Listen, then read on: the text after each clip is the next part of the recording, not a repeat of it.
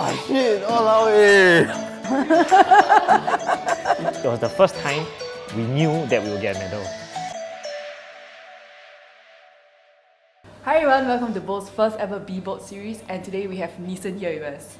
So Nison is the co-founder of We The People, a crowdfunded store that sells Kickstarter products, as well as a startup accelerator.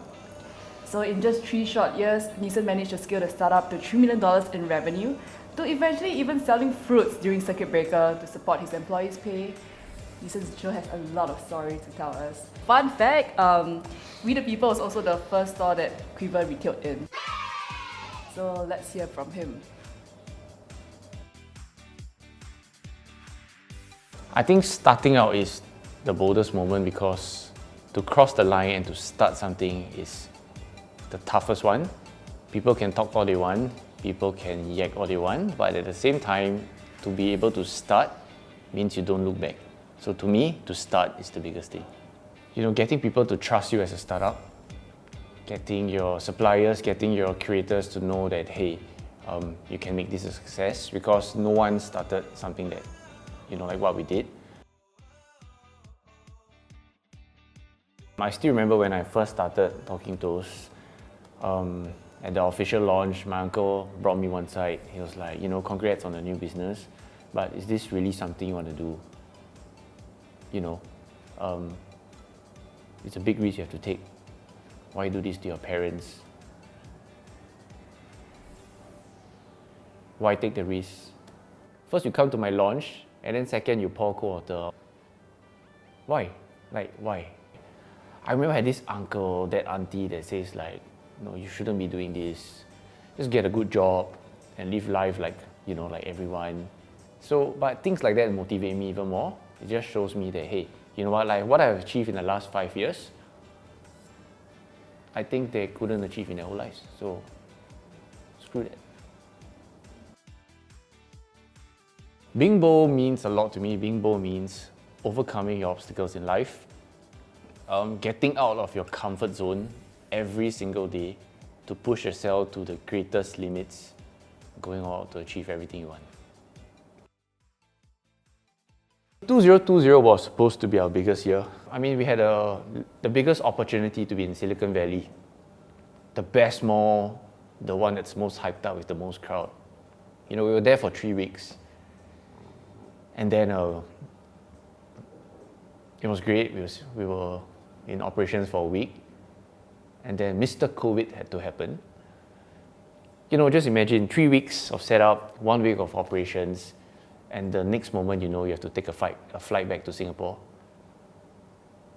That sucks. That sucks. I guess like as all businesses that was affected by COVID, you know, it was having to deal with loans and debts, and we don't make as much revenue as we did pre-COVID. So there was no way we could service our debts at that point of time. And this is a monthly thing. It's not a yearly thing, you know? So there wasn't any way to salvage that. Yeah, it was just crashed. And obviously it was the shittiest feeling of my life. I've never felt so low, but I guess through moments like that and seeing how the guys fought for us during the toughest moment of my life, I guess through moments like that, you know who really mattered the most. You know, with the kind of creditors that chase us every single day and people that we know that we owe lots of money to, I guess facing out to these challenges and meeting people and owning up and being responsible for what you have done is key. And that's something that has been mentally extremely challenging. And to face the world and to tell them, say like, hey, you know what, this is something that you've brought so high and now it's at ground zero. Having that mental challenge of meeting people to tell them that you failed them, that's the toughest part. Trust me, that's shit. Yeah. I think failure is normal.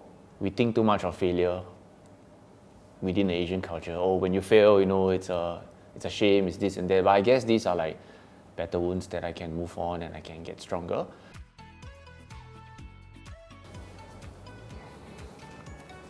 You know, I was made for bigger things in life. I'm not shy to say this on camera. I know I'll make it big, and I don't want to fail now. 5 years down, I look back, I'll just laugh. I'll be a legend one day.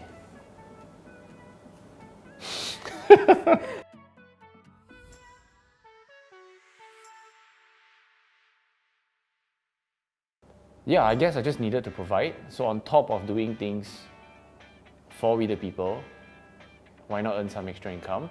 I worked at a fruit store because I can't go out, right? So the only place you can work is at Essential, at the place that sells Essential. So I was working like the AM shifts, I was working the midnight shifts, the morning shifts, back to back, 12 hours, 16 hours. I was even a safe distancing ambassador.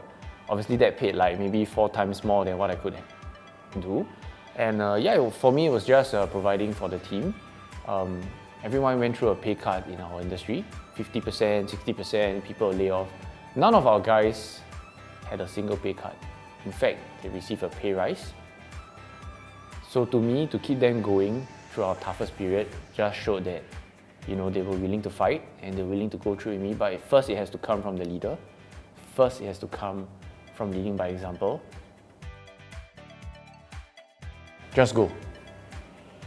I think just go. Don't hesitate. I think lots of people, and especially in our culture here in Singapore, in this whole box that we live in, with the whole traditional mindset that we have, screw it. Just go.